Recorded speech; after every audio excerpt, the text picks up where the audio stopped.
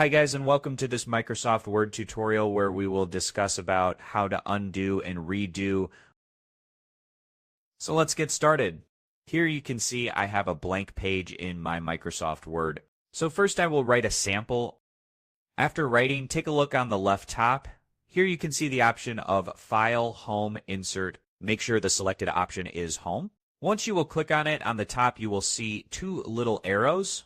This one is for undo typing, and also the shortcut of it is Ctrl Z, and this arrow is useful for redo, and the shortcut for this is Ctrl Y.